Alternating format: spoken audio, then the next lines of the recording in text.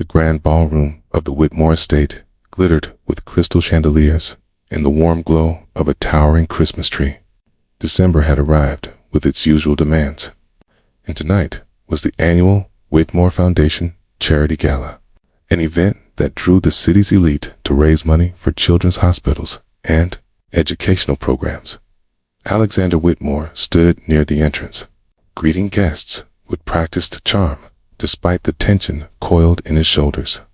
At 39, he was the CEO of Whitmore Industries, a third-generation businessman who had expanded his family's manufacturing empire into a global enterprise. He wore success in the cut of his tailored gray suit and the confidence of his bearing. But those who looked closely could see the exhaustion in his eyes, the weight he carried that had nothing to do with business. His daughter, Emma, was the reason for that weight. Emma was 4 years old, with blonde hair that fell in soft waves and blue eyes that rarely made contact with anyone else's. She had been diagnosed with autism spectrum disorder 2 years ago, and the journey since had been both heartbreaking and challenging. Emma didn't speak, communicated primarily through gestures and occasional sounds, and became overwhelmed easily by crowds, noise, and unfamiliar situations, which made tonight's gala a potential disaster. Alexander's wife had left them 18 months ago, unable to cope with the demands of raising a child with special needs. She had been honest, at least admitting that she wasn't strong enough to be the mother Emma needed, and that staying would only make everyone miserable. The divorce had been swift and civil, and Alexander had been granted full custody. Since then, he had been both father and mother, CEO and caregiver, trying to balance the demands of running a company with ensuring Emma got the therapies and support she needed. They had gone through 7 nannies in 18 months, none of them lasting more than a few weeks. Some couldn't handle Emma's meltdowns. Others didn't have the patience for her unique communication needs. One had quit after a single day, declaring the job impossible. The current nanny, Nanny number 8, had started just 3 days ago. Lily Morrison was 26 years old, with a degree in special education and 2 years of experience working with autistic children at a therapeutic preschool. When Alexander had interviewed her, she had been refreshingly direct about the challenges ahead. "I won't lie to you, Mr. Whitmore," she had said, her blonde hair pulled back in a simple ponytail, her expression serious but kind. "Working with Emma will be difficult. There will be days when nothing works, when she's upset and I can't figure out why, when progress feels impossible. But I've worked with autistic children before. I understand that her brain processes the world differently than ours. And that's not something to fix, it's something to understand and work with. If you're willing to give me time to learn her patterns and build trust, I promise I'll do everything I can to help her thrive." Alexander had hired her on the spot, desperately hoping that nanny number 8 would be the one who actually stayed. Tonight was her first real test. Alexander had originally planned to leave Emma at home with Lily, but his mother had insisted Emma be present at the gala. "She's part of this family," his mother had said firmly. "She should be at family events, not hidden away because she's different." Alexander knew his mother meant well, but he also knew how overwhelming these events were for Emma. The noise, the lights, the crowd of strangers, all of it was sensory overload for a child who already struggled to process every day.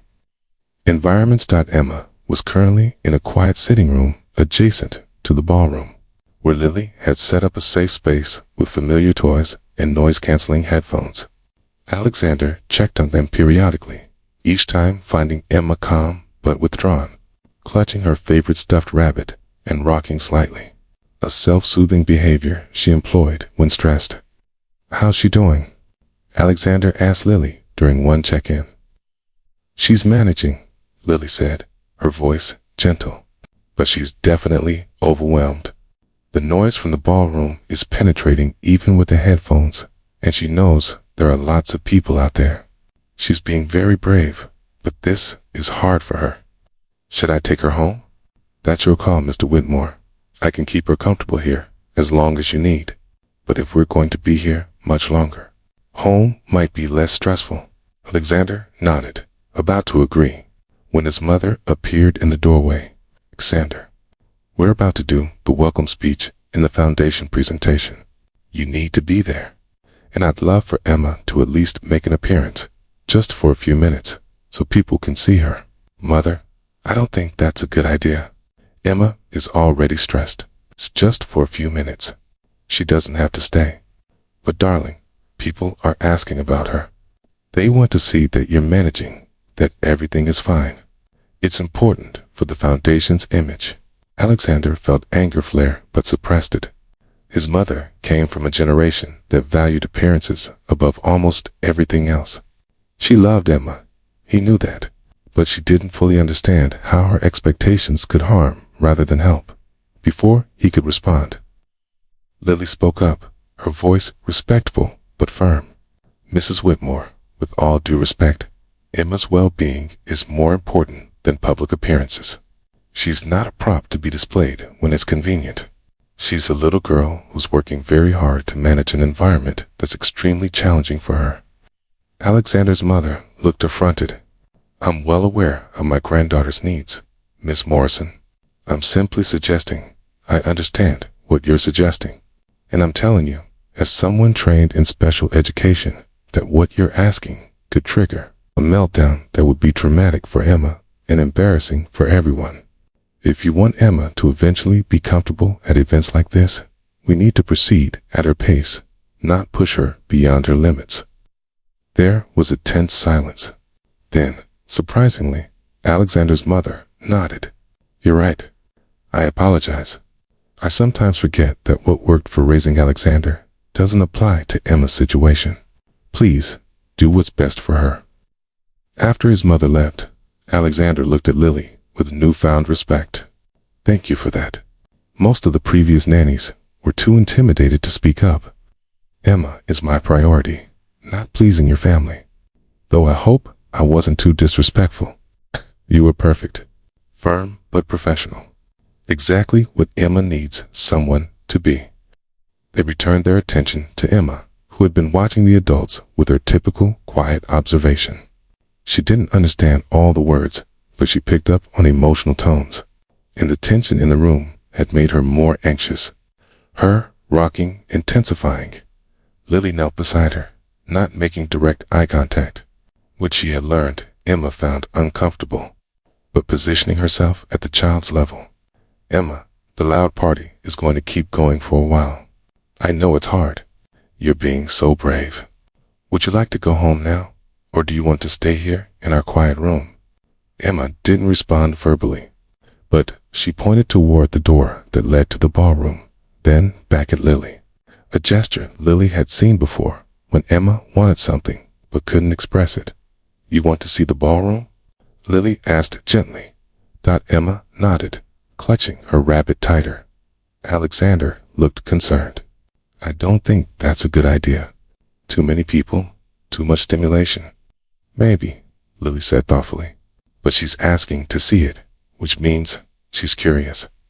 What if we just peek in from the doorway? Stay at the edge, where it's quieter.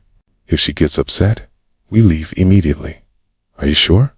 No, but Emma is communicating a desire, and I think we should respect that, even if it might be challenging. We'll be right there to support her if it becomes too much. Xander agreed, and they made their way to the ballroom doors. Lily carried Emma, who kept her noise-canceling headphones on, providing some buffer against the crowd noise. They stood at the threshold, Lily pointing out the Christmas tree, the sparkly decorations, the lights that twinkled like stars. Emma watched with fascination, her anxiety lessening slightly as she took in the beautiful scene from the safety of Lily's arms and the familiar presence of her father nearby. Then the music started. A string quartet began playing a gentle waltz, and couples moved onto the dance floor, swaying in elegant patterns across the polished marble. Emma's eyes went wide. She pointed at the dancers, making a sound that Lily had learned meant interesting or want. You like the dancing? Lily asked softly. Emma nodded, her attention completely captured by the movement and the music. Lily felt something shift in her approach. An instinct that this was a moment of opportunity. "Emma, would you like to dance with me?" Alexander started to protest. "Lily, she doesn't dance. She doesn't like being touched in ways she can't predict. In the crowd, trust me," Lily said quietly. "Just trust me for a moment." She carried Emma into the ballroom. Not to the crowded center, but to a quieter area near the Christmas tree where there was open space. She set Emma down gently, then knelt to the child's level. "Emma, dancing is like rocking, but we do it to music. You rock when you need to feel calm, right? Dancing is the same thing, but we move to the sounds. Would you like to try? You can hold my hands, or you can just stand near me and move how you want to. There's no wrong way to do it." Emma looked uncertain, clutching her rabbit. But the music continued, gentle and rhythmic, and Lily began to sway slightly, her movements slow and predictable. "See? Just moving side to side. You can do it too, if you want. No pressure, sweet girl. Just if you want to." For a long moment, nothing happened. Then, slowly, Emma began to rock in her typical pattern, a self-soothing motion she had done thousands of times. But as the music continued, her rocking began to sync with the rhythm, transforming from a stress response into something that looked almost like dancing. Lily smiled, encouraging without overwhelming. "That's beautiful, Emma. You're dancing to the music. That's amazing." She extended her hands, palms up, an invitation without force. Emma looked at the hands, then up at Lily's face, then back at the hands. After what felt like an eternity, Emma reached out and placed her small hands in Lily's larger ones. The entire ballroom seemed to pause. Conversations quieted. Dancers slowed. All eyes turned to watch the young woman in the simple blue skirt and white shirt, and the little girl in the pink dress, standing together near the Christmas tree. Lily kept her movements small and predictable, just swaying slightly side to side, letting Emma feel the rhythm without overwhelming her with complex steps. Emma followed, her movements still somewhat mechanical, still tinged with her self-soothing patterns, but undeniably engaged with the music and the moment. "You're doing so well," Lily whispered. "You're so brave, Emma, dancing in front of all these people. That takes real courage." Emma looked up at Lily then, and for the briefest moment, their eyes met, true eye contact that Emma rarely gave anyone. In that glance, Lily saw trust and connection, in the beginning of a bond that went beyond caregiver and child. Alexander stood frozen at the edge of the ballroom, tears streaming down his face. He had never seen Emma engage like this with anyone, never seen her willingly participate in a social activity, never seen her look at someone with that level of trust and connection. Around the ballroom, others were equally moved. Alexander's mother stood with her hand over her mouth, crying openly. Business associates and society friends who had whispered about Alexander's difficult daughter now watched in silence as a skilled, patient young woman showed them what was possible when you met a child where they were instead of demanding they meet you where you wanted them to be.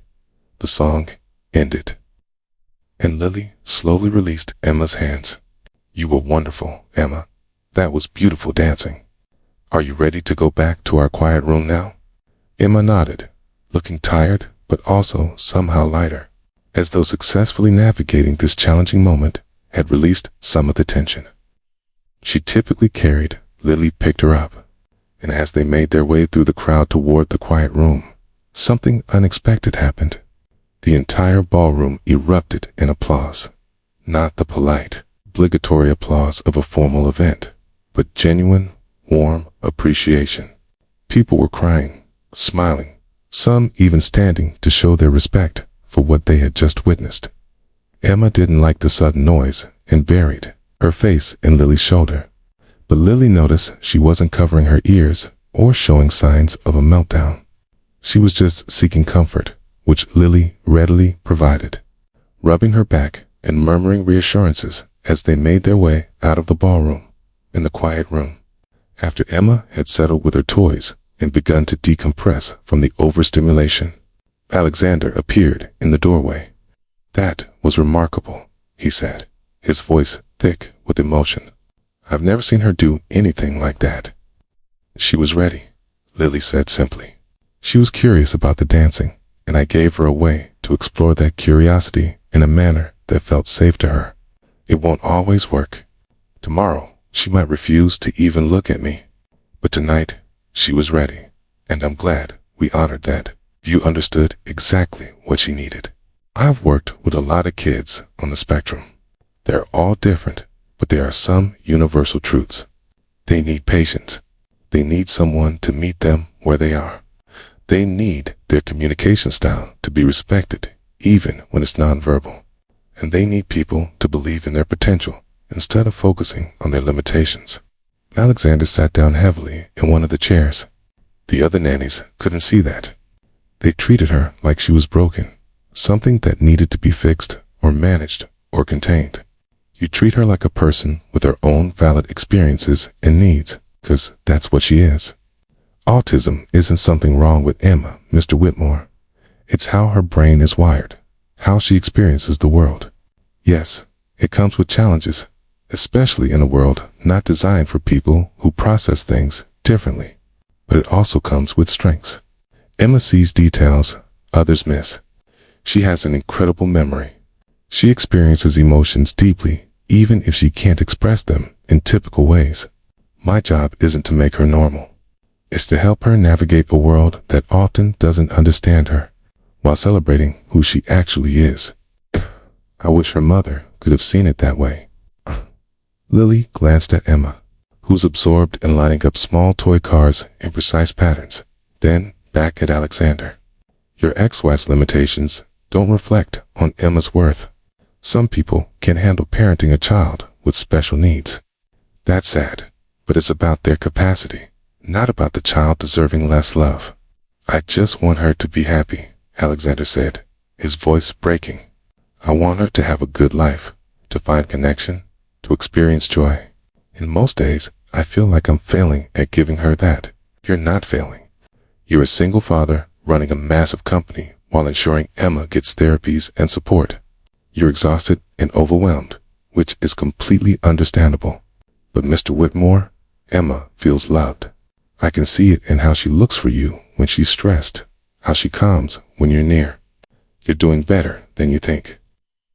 Over the following months, Lily became an integral part of Emma's life, and, by extension, Alexander's. Like the previous nannies, Lily didn't just watch Emma. She engaged with her, learned her communication patterns, celebrated her victories, and patiently supported her through challenges. Slowly, Emma began to emerge from her shell. She started using a picture communication system Lily introduced, pointing to images to express wants and needs. She showed interest in music therapy, responding to songs with movement and occasional vocalizations. She even began to tolerate small, social interactions, brief play dates with other children from her therapy program. Alexander watched these transformations with a mixture of gratitude and something deeper he was afraid to name. Lily was remarkable, not just as a caregiver, but as a person. She was patient without being permissive, structured without being rigid, and she possessed an ability to find joy in small moments that made even Alexander's stress-filled days feel lighter.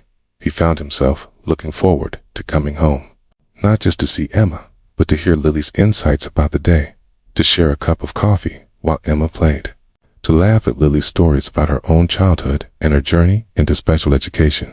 One evening, 6 months after the gala, Alexander came home to find Lily sitting on the floor of the living room, surrounded by art supplies, while Emma carefully painted on a large sheet of paper. Music played softly in the background. And the late afternoon sun streamed through the windows, bathing everything in golden light. "How was work?" Lily asked, looking up with a smile. "Stressful. The usual." Alexander set down his briefcase and loosened his tie. "But this is a nice scene to come home to." Emma discovered she likes painting today. Not with brushes. Those feel wrong to her. But finger painting, where she can feel the texture and control exactly how the paint goes on the paper. She loves it. Emma held up her painting for her father to see. It was abstract, swirls of color without recognizable form, but created with clear intent and focus. It's beautiful, Emma, Alexander said, kneeling beside her. You're an artist?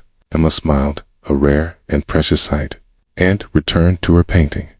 Alexander found himself standing close to Lily, both of them watching Emma work. I don't know how to thank you for what you've done for her. For us, you're paying me quite well, Lily said with a slight laugh. That's thanks enough. It's not. What you've given Emma goes far beyond any employment arrangement. You've given her tools to communicate, confidence to try new things, and most importantly, you've given her someone who sees her as she is and loves what they see. Lily looked up at him, and something passed between them, an acknowledgement of feelings that had been building for months. Mr. Whitmore, Alexander, please call me Alexander. Alexander, I need to be honest with you about something. My feelings for this family, for Emma, and for you have become more complicated than a typical employee relationship. I care about both of you in ways that go beyond professional obligation. Alexander's heart was beating faster. That makes two of us. Lily, you become essential to our lives. I find myself thinking about you constantly, looking forward to seeing you, wanting your opinion on everything. And I know that's complicated because you work for me, because Emma needs stability, because there are a dozen good reasons why this would be a terrible idea. And yet I can't help feeling that you're exactly what Emma and I both needed. Someone who doesn't just tolerate our challenges, but embraces them. Someone who brings light and patience and hope into a home that had been pretty dark for a while. Lily stood, facing him fully. Emma has to be the priority. If we explored this, if we became more than employer and nanny, we'd have to be absolutely certain it wouldn't disrupt her stability or her progress. Agreed. Emma comes first, always. But Lily, I think having you in our lives permanently, not just as a caregiver, but as family, would actually enhance her stability, not threaten it. She trusts you. She's bonded with you in ways she never has with anyone else. Wait, what are you saying? I'm saying that I'm in love with you, and I think Emma loves you too, in her own way. And I'm asking if you might be willing to explore the possibility of this becoming something more permanent. Lily's eyes filled with tears. I love Emma, and I love you. I've been trying to keep those feelings professional, but Alexander, I want to be part of this family. Not just as hired help, but as something more. Okay. They stood there for a long moment. The truth finally spoken. The feelings acknowledged. Then, carefully, respecting the presence of Emma nearby, Alexander leaned down and kissed Lily softly. Emma looked up from her painting, observed the scene with her typical calm assessment, then returned to her work, apparently unbothered by this new development. I think we have her approval, Alexander said with a quiet laugh. Or she's too focused on her painting to care, Lily replied. But we'll figure it out, together. A year later, on Christmas Eve, the Whitmore estate hosted another gala. But this time, things were different. Emma, now 5½, stood in the grand ballroom wearing a pink velvet dress and holding Lily's hand. She still wore her noise-canceling headphones, still needed breaks in the quiet room, but she was present and engaged in ways that would have been impossible 2 years earlier, when the music started. Lily knelt down to Emma's level. Do you remember last year when we danced together for the first time? Would you like to dance again? Emma nodded and took Lily's hands, moving with much more confidence than that first tentative dance. They swayed together to the music, and this time, Alexander joined them, creating a small circle of family on the dance floor. The guests watched with warm smiles, many of them remembering that moment the previous year when a new nanny had shown them all what was possible with patience and love. After the dance, Alexander made an announcement that surprised the crowd. Thank you all for coming tonight. As many of you know, this foundation exists to support children with special needs and their families. Tonight, I'm pleased to announce a major expansion of our programs. Thanks in large part to my daughter Emma, who has taught me more about courage and perseverance than any business challenge ever could. He gestured to Lily and Emma to join him at the front of the room. I'm also pleased to share some personal news. 3 months ago, Lily Morrison, who started as Emma's nanny and became our family's greatest blessing, agreed to marry me. We're building a life together, the three of us, and I couldn't be more grateful. The ballroom erupted in applause. Emma covered her ears at the noise but was smiling, understanding that people were happy for them. Later, in the quiet room, as Emma played with her toys and began to wind down from the excitement of the evening, Alexander and Lily sat together, watching her. "Do you ever think about that first gala?" Alexander asked. "When you were 3 days into this job and you asked her to dance all the time." I was terrified I was making a mistake, that I was pushing her too far. But something told me she was ready, that she wanted to try. You saw her potential when everyone else, including me, was focused on her limitations. I saw a little girl who was trying so hard to connect with a world that didn't understand her communication style, and I wanted to build a bridge for her. You built more than a bridge. You built a family. Emma came over and climbed into Lily's lap, a level of physical affection she only offered to a very select few people. Lily wrapped her arms around the little girl, and Emma relaxed, secure in the embrace of someone who understood her completely. "I love you, Emma," Lily whispered. "You are so brave and so special." Emma didn't respond with words. She rarely did, but she reached up and gently patted Lily's face, her way of saying, "I love you too." Alexander watched his daughter and his fiancée together. This family they had built from the ruins of his divorce and the challenges of Emma's autism. He thought about that moment on the dance floor when Lily had knelt beside Emma and asked a simple question, "Dance with me." That question had changed everything, not just because it led to a beautiful moment that melted hearts, but because it represented Lily's entire approach to Emma and to their family. She didn't demand Emma conform to typical expectations. She invited her to participate in her own way, at her own pace, with full acceptance of who she was.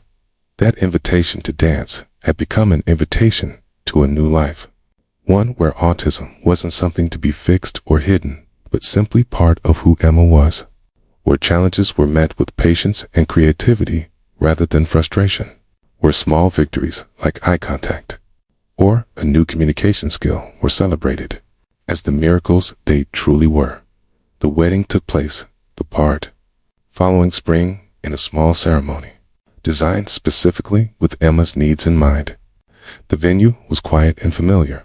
The guest list was small, and there were plenty of break spaces available if Emma became overwhelmed.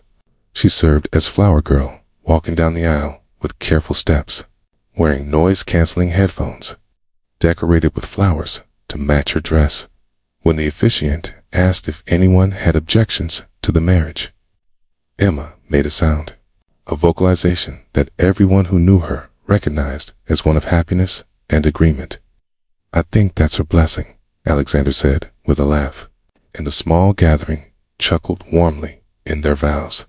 Alexander and Lily both made promises to Emma as well as to each other, acknowledging that they were becoming a family of 3, each member equally important. "Emma," Lily said, kneeling to the child's level after exchanging rings with Alexander, "I promise to always meet you where you are, to celebrate your victories and support you through your challenges, to be patient when things are hard, and to believe in your potential even when progress feels slow. I promise to be your advocate, your teacher, your friend, and your mom. I love you exactly as you are." Emma reached out and took Lily's hand, a gesture that said more than words ever could. Years later, when Emma was older and able to communicate more effectively through a combination of verbal language, picture systems, and assistive technology. She would tell people about the night the new nanny asked her to dance. This was scary, she would say, slowly forming words or typing them on her communication device. Too many people. Too much noise. But Lily made it okay. She understood me. She didn't try to make me be different. She just invited me to try something new in a way that felt safe. That night changed everything. The dance that melted everyone's hearts wasn't just about a touching moment at a gala. It was about a young woman who understood that autism required accommodation, not correction, who saw a little girl's potential and created opportunities for her to shine, who recognized that families came in many forms and that love meant accepting people completely, challenges and all. Lily had asked a simple question, "Dance with me?" But in doing so, she had invited Emma into a world of possibilities, showed her that she could participate in social experiences on her own terms, and gave her the gift of someone who would always understand and meet her where she was.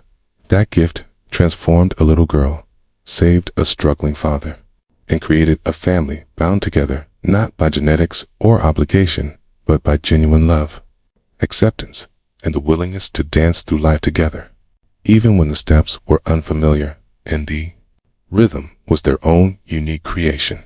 If this story reminded you that true connection requires meeting people where they are rather than demanding they conform to our expectations, and that families built on acceptance and understanding are stronger than those built on conventional definitions, please take a moment to like this video, share it with someone who works with or loves someone with special needs, and subscribe to our channel for more stories about compassion, patience, and the beauty of embracing neurodiversity.